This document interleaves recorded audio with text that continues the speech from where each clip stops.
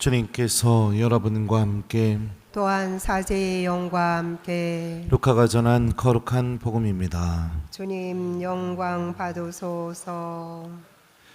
그 무렵 마리아는 길을 떠나 서둘러 유다 산악 지방에 있는 한 고을로 갔다. 그리고 지카리아의 집에 들어가 엘리사벳에게 인사하였다. 엘리사벳이 마리아의 인사말을 들을 때 그의 태 안에서 아기가 뛰놀았다. 엘리사벳은 성령으로 가득 차 큰 소리로 외쳤다. 당신은 여인들 가운데에서 가장 복되시며 당신 태중의 아기도 복되십니다. 내 주님의 어머니께서 저에게 오시다니 어찌된 일입니까? 보십시오. 당신의 인사말 소리가 제 귀에 들리자 저의 태 안에서 아기가 즐거워 뛰놀았습니다. 행복하십니다. 주님께서 하신 말씀이 이루어지리라고 믿으신 분. 그러자 마리아가 말하였다.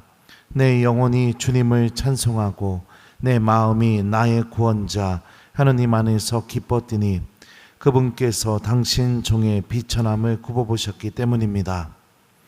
이제부터 과연 모든 세대가 나를 행복하다 하리니 전능하신 분께서 나에게 큰일을 하셨기 때문입니다. 그분의 이름은 거룩하고 그분의 자비는 대대로 당신을 경외하는 이들에게 미칩니다. 그분께서는 당신 팔로 권능을 떨치시어 마음속 생각이 교만한 자들을 흩으셨습니다. 통치자들을 왕좌에서 끌어내리시고 비천한 이들을 드러높이셨으며 굶주린 이들을 좋은 것으로 배불리시고 부유한 자들을 빈손으로 내치셨습니다. 당신의 자비를 기억하시어 당신 종 이스라엘을 거두어 주셨으니 우리 조상들에게 말씀하신 대로 그 자비가 아브라함과 그 후손에게 영원히 미칠 것입니다. 마리아는 석 달가량 엘리사벳과 함께 지내다가 자기 집으로 돌아갔다.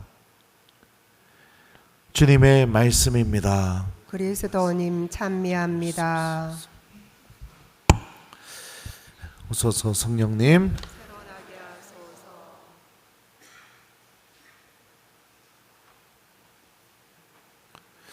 잠시만요. 내 영혼이 주님을 찬송하고 내 마음이 나의 구원자 하느님 안에서 기뻤더니 그분께서 당신 종의 비천함을 굽어보셨기 때문입니다. 안녕하세요. 네, 오랜만이죠. 네, 주일만 나오시는 분들은 신부님 왜 이런 말 하는지 모르시겠지만 저 이번 주 우리 초등부 복사단 아이들 데리고 캠프 다녀오고 또 청년들 데리고 MT도 이렇게 다녀오고 그랬습니다.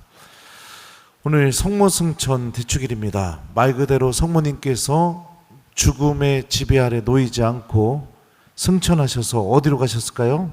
1번 사제관, 2번 하느님 나라. 몇 번이에요? 네, 하느님 나라로 가신 거예요. 그러니까 하느님께서 성모님을 통해 보여주신 겁니다. 성모님과 같은 믿음을 소유하게 되면 그 믿음의 끝이 어디를 향하고 있는지 바로 하느님 나라를 향하고 있다는 것을 하느님께서 성모님을 통해 우리에게 보여주신 거죠. 오늘 이 독서를 보면 바오로는 이렇게 말합니다. 죽음이 한 사람을 통하여 왔으므로 부활도 한 사람을 통하여 온 것입니다. 마지막으로 파멸되어야 하는 원수는 죽음입니다. 사실 하느님께서는 모든 것을 그의 발 아래 굴복시키셨습니다. 하느님은 죽음을 없애시고 우리에게 영원한 생명을 주시는 계획을 갖고 계십니다. 그리고 실제로 당신께 대한 믿음을 갖고 있는 모든 이들 안에서 이 신비를 이루어주고 계시죠. 그러니까 우리는 죽겠지만 죽음으로 끝나는 게 아니라 성모님처럼 하느님 나라로 다시 부활해서 영원한 생명을 누리며 하느님 나라로 갈 사람들입니다. 우리가 하느님을 믿고 있는 이유도 분명하죠. 이 더운 여름날 성당에 나오는 이유도 분명하죠. 오늘은 의무대축일, 내일은 주일. 그래서 이번 주 토요일 주일 하느님이 꼼짝마 이렇게 하셨죠. 그런데도 놀러가지 않고 지금 이 자리에 여러분들이 앉아서 미사를 들은 이유도 분명합니다. 이 신비를 믿고 있기 때문입니다. 그러면 성모님께서 지니셨던 믿음이 무엇일까? 어떤 믿음을 지니셨길래 하느님 나라로 향하는 그 은총의 주인공이 되셨을까? 오늘 복음을 보면 몇 가지를 우리에게 알려줍니다. 오늘 복음은 처음에 이렇게 시작해요. 그 무렵 마리아는 길을 떠나 서둘러 유다 산악지방에 있는 한 고을로 갔다. 이 말씀을 직역하면 이렇게 번역이 됩니다. 그 무렵 마리아는 일어나, 어디에서 일어났대요. 길을 떠나 서둘러 유다 산악지방에 있는 한 고을로 갔다. 그러니까 성모님은 어떤 믿음을 갖고 있느냐? 일어나서 어디론가 가시는 믿음을 갖고 있었어요. 그 간 곳이 어디냐? 엘리사벳이죠. 이때 엘리사벳은 어떤 상태였죠? 뱃속에 아기가 뛰놀았다고 오늘 복음에서 얘기하는 것처럼 임신을 하고 있었던 상태였습니다. 다시 말하면 출산을 앞두고 있었죠. 그러니까 성모님의 믿음은 나의 자리에서 일어나서 누군가에게 가는데 그 누군가가 누굴까요? 도움이 필요한 사람, 나보다 더 도움이 필요한 사람에게 다가가 사랑을 실천할 줄 아는 믿음, 이게 성모님께서 지니셨던 믿음이고 우리를 하느님 나라로 인도해 줄 힘을 갖고 있는 믿음의 모습입니다. 성모님이 앉아 있었던 자리를 한번 생각해 보죠. 처녀 잉태, 사람들의 많은 오해가 있었을 것이고 구설수에도 오르셨을 것이고 그랬겠죠. 하느님의 뜻에 순종했는데 나에게 닥친 현실은 모든 것이 내가 보기에 즐겁고 행복하고 기쁜 그런 일들이 벌어지지 않고 감당하기 힘들고 어렵고 그런 일들이 펼쳐졌겠죠. 그런 상황 속에서 하느님을 원망하고 내가 왜 이런 선택을 했을까? 아유, 차라리 하느님을 믿지 말지. 바보 같았네. 이렇게 자기를 비관하는 것이 아니라 그 자리에서 일어나서 나는 이런 사람이니, 나는 선택을 잘못했으니, 아우 내가 하느님을 괜히 믿었으니 이런 선택을 하지 않고 자리에서 일어나 나보다 도움이 더 필요한 사람들에게 다가가 사랑을 실천하셨습니다. 여러분들도 이런 선택을 하시나요? 물어보는 거예요. 아니면 나밖에 모르는 신앙생활을 혹시 하고 있는 건 아닙니까? 나만 기도하고 내 가족을 위해서만, 그냥 나만. 거기서 우리가 벗어나야 됩니다. 또 두 번째로 오늘 복음이 알려주는 건요, 엘리사벳은 성모님께 이렇게 말합니다. 행복하십니다. 주님께서 하신 말씀이 이루어지려고 믿으신 분. 성모님이 갖고 계셨던 믿음의 또 다른 모습 뭐냐면 하나님의 말씀이 이루어지기를 바라는 믿음을 소유하셨습니다. 그 말씀이 어떤 결과를 나에게 가져다 준다 하더라도 온전히 그 말씀이 이루어지게 협력하는 믿음, 이게 성모님께서 지니신 믿음입니다. 생각해 보세요. 임신하고 나서 아이를 어디서 낳았죠? 성모님은요? 예수님 어디서 낳았어요? 어디예요? 마구간에서 낳았어요. 지저분하고 더러운 그 마구간. 그리고 나서 애를 낳았더니 어떤 일이 벌어져요? 헤로데가 죽이려고 해요. 그래서 이집트로 떠납니다. 외국인 생활을 해요. 말도 안 통하고 집도 없고 아무것도 없는 그 떠돌이 생활. 그리고 나서 다시 나자렛으로 돌아와서 잘 사는가 싶었더니 어느 날 아들이 장성해가지고 집을 나가버립니다. 직장도 안 구해요. 장가도 안 가요. 한참 나이가 그럴 나이가 지났음에도 불구하고 그래 놓고선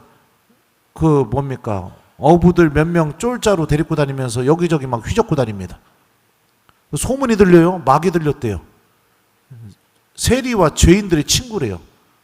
막 목보여 술꾼이라는 소문이 막 돕니다. 그리고 나서 어느 날 봤더니 엄마가 보는 앞에서 십자가에 못 박혀서 죽어버립니다. 내가 받아들일 수 있고 기뻐하고 좋아하고 행복하고 그런 방법이 아닌 방법으로 주님의 말씀이 이루어지는 이 과정 속에서 성모님은 어떤 분이셨느냐? 단 한 번도 하느님의 뜻을 막지 않았습니다. 예수님 십자가 못 지게 손잡고 가지마, 엄마 마음 찢어지니까 가지마, 이러신 적 없어요. 온전히 하느님의 말씀이 이루어질 수 있도록 기도로 마음속에 곰곰이 되새기면서 주님의 뜻이 이루어지길 바라는 마음으로 누구보다도 적극적으로 협력하셨죠. 인간적으로 봤을 때 그 어미의 마음이 어떻겠습니까? 어미의 마음이요. 옛날에 저는 중학교 때 반 친구랑 싸우고 와갖고 눈탱이가 밤탱이가 된 적이 있었는데, 자다가 눈 떠보니까 엄마가 제 얼굴에다가 뭐 바르면서 눈물이 뚝뚝 흘리고 있더구만. 눈탱이가 밤탱이 된 것만 봐도 엄마의 마음이 찢어지는데, 아들이 십자가를 짊어지고 그 못 박혀서 죽는 그걸 본 어미의 마음은 어떻겠냐고요. 그런데도 성모님은 막지 않습니다. 끝까지 협력하시죠. 하느님의 말씀이 이루어지길 바라는 마음, 나에게도 내 아들에게도. 또 오늘 복음을 또 보면요, 성모님은 엘리사벳의 행복 선언을 듣고 나서 다음과 같이 하느님께 찬미를 드립니다. 내 영혼이 주님을 찬송하고 내 마음이 나의 구원자 하느님 안에서 기뻤더니 그분께서 당신 종의 비천함을 굽어보셨기 때문입니다. 성모님의 믿음은 어떤 믿음이냐? 하느님께 찬미 드리는 믿음이에요. 주님 찬미 받으십시오. 주님 당신을 찬양합니다. 주님 당신께서 저를 지켜보고 계시니 주님 당신을 찬미합니다. 이렇게 하느님께 찬미를 드리는 믿음이었다고요. 언제 찬미 드려봤어요? 하느님한테요? 언제 여러분들이 기뻐가지고, 아니면은 이 하느님이 나의 비천함을 굽어보고 계시는구나, 내가 이렇게 믿음 지키면서 살아가는 거 주님께서 지켜보고 계시고 함께 계셔주시고 나를 보호해주고 계시고 하느님의 은총이 내 안에 분명히 함께 있구나, 이걸 인식하고 언제 찬미 드려봤냐고요. 물어보는 거예요. 혼내는 게 아니라. 한 번도 신부님 전 그래 본 적이 없습니다. 이렇다면 뭔가 문제가 있는 거겠죠. 자, 하느님 나라로 인도해주는 믿음의 모습. 첫 번째, 나보다 도움이 더 필요한 이에게 사랑을 실천하는 믿음. 두 번째, 하느님의 말씀이 이루어지는데 협력하는 믿음. 세 번째, 주님께 찬미 드리는 믿음. 세 가지. 신앙을 통해 우리가 배워야 됩니다. 이 세 가지는 없고요. 예를 들어서 나도 힘들어 죽겠는데 뭘 도와주기는 그 외면하고, 뭐 본당에서 봉사 찾는데도 눈 감아버리고, 내가 나 같은 사람은 뭐 해야 된다는 생각조차 아예 그런 것도 없고, 그냥 이기적으로 그냥 나밖에 모르면서 신앙생활을 한다면, 하느님의 말씀도 내가 듣기 좋은 말씀만 따라가고 힘들고 어려운 말씀 앞에서 언제나 외면하고 있다면, 그리고 내가 뭐 우리 다 같이 찬미합시다, 뭐 누군가가 이래야만 하느님을 찬미만 하고 있지, 일상의 삶 안에서 주님 감사합니다, 주님 고맙습니다, 주님 당신을 찬미합니다, 내가 이래 본 적이 없다면 우리들의 믿음도 무엇인가 다시 새롭게 바뀌고 전환돼야겠죠. 혼내고 싶은 마음 전혀 없어요. 저는 그 54일 전부터 아시는 분은 아시겠지만 유튜브 상에서 교우들에게 성모승천 대축일을 뜻깊게 맞이하자고 하면서 54일 동안 묵주기도를 이렇게 함께 했었습니다. 교우들과 함께. 우리 여기 계신 분들 중에도 그 공지한 거 보고 같이 하신 분들이 계실지 모르겠어요.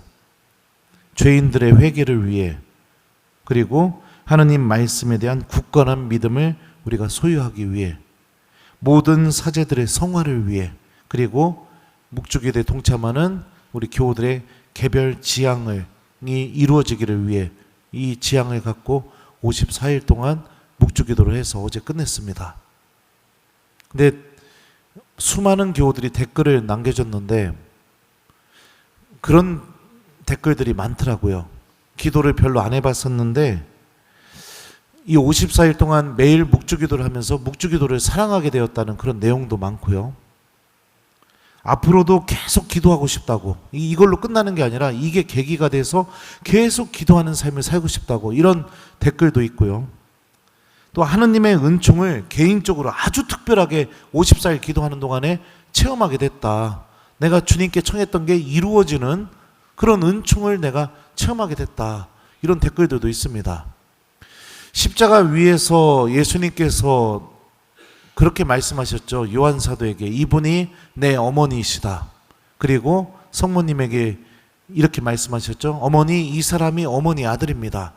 예수님께서 죽음을 맞이하시기 전에 어떤 행동을 하셨냐면 성모님을 교회의 어머니, 사도들의 어머니, 다시 말하면 우리들의 어머니로 주셨어요.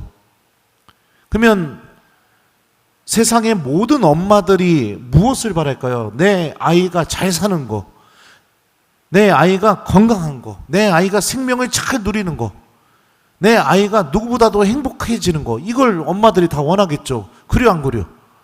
그렇죠. 예. 그렇다면 우리의 어머니이신 성모님께서는 우리에게 무엇을 바라실까요? 우리가 하느님의 구원의 주인공이 되는 거, 우리들도 성모님처럼 똑같이 하느님 나라로 들어올림을 받는 거, 하느님께서 주시는 영원한 생명의 주인공이 되는 거, 이걸 우리 어머니이신 성모님께서도 누구보다도 바라시겠죠. 그걸 언제 가르쳐 주실까요? 우리에게 묵주를 들고 기도할 때, 우리가 묵주를 들고 기도할 때 내가 느끼든 못 느끼든 성모님께서는 그 기도 안에서 우리들을 가르쳐 주십니다. 기도하고 싶고, 우리 구독자들이 댓글 남겨준 것처럼요. 묵주기도를 더 사랑하게 되고 하느님의 은총을 체험하고 내가 잘 살아야겠구나, 신앙이 소중하구나, 그 안에서 우리 어머니이신 성모님께서도 가르쳐 주시죠. 사랑하는 교우 여러분들, 생각해 봅시다. 구원을 약속받고 그 구원의 주인공이 못 된다면 얼마나 그것보다 안타까운 일이 있겠습니까? 대학교를 합격을 했어요. 근데 그 대학교에 입학을 못한다면 그게 얼마나 안타깝겠어요. 아닌가요? 어디 공짜로 해외여행을 가게 되었어요. 나도 거길 너무너무 가고 싶었어요. 근데 그 여행을 못 가게 된다면 그것만큼 아쉬운 일이 어디 있겠습니까? 마찬가지로 우리 모두는 하느님 나라를 약속받은 사람들입니다. 그렇다면 우리 어머니이신 성모님 안에서 하느님 나라로 향하는 이 믿음의 길을 우리들이 익히고 배워 나가야겠죠. 여전히 하느님 말씀을 실천하는데 어렵다고 느껴지고, 물론 어렵다고 느껴지는 게 잘못된 건 아니에요. 그래서 외면하고 하느님 말씀과 아무 상관없이 사는데 여전히 익숙해져 있고, 혹시 그런가요? 여전히 나의 신앙생활은 이기적인가요? 누군가가 힘들어하고 아파하고 그래도 그거 아무 상관없고 그냥 내 건강, 내 자녀들 행복, 이것만 바라는 건가요? 그냥 물어보는 거예요. 여전히 나의 신앙생활은 내가 원하는 소원이 들어졌을 때만 주님 감사합니다 이러지, 일상 안에서 하나님께 찬미드리고 주님이 나를 굽어보고 계시는구나 이런 걸 느껴본 적도 없고, 혹시 그런가요? 이제 좀 바뀌어야 되지 않을까요? 하늘로 오르신 이 성모님의 이 모습을 바라보며 오늘 복음이 우리에게 알려주는 것처럼 우리들도 천국을 준비하면서 성모님의 믿음을 하나씩 하나씩 배워 나갔으면 좋겠습니다. 힘들고 어려운 일이 있을수록 그 자리에서 일어나 이웃에게 사랑을 실천해 보십시오. 성모님처럼 하느님을 찬미하는 이 환호가 여러분들 입에서 터져나오는 은총이 주어지게 될 겁니다. 여러분들의 삶이 어디로 흐르는지 모를수록 주님의 말씀을 귀 기울이고 그 말씀을 실천해 보십시오. 성모님처럼 내 영혼이 주님을 찬송하고 나의 구원자 하느님 안에서 기뻐 뛰니, 이 고백을 여러분들도 똑같이 하게 될 겁니다. 그래서 우리들도 믿음을 통해 하느님 나라를 하나씩 준비해 나가는 은총의 주인공이 되겠죠. 그래서 이번 한 주 여러분들 특별히 오늘 숙제 드려요.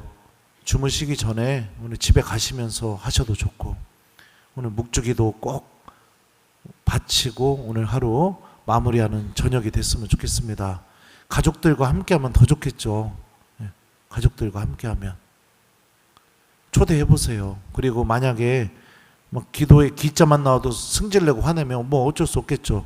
그러면 그런 하느님을 잃어버린 그 마음의 벽이 허물어질 수 있도록 성모님께 도움 청하면서 여러분 혼자라도 좀 꼭 기도해서 오늘 이 묵주기도 안에서 성모님께서 지니셨던 이 믿음을 우리도 배우고 또 성모님께 우리가 이 믿음을 소유할 수 있도록 도움을 청하는 그런 저녁이 되었으면 좋겠습니다.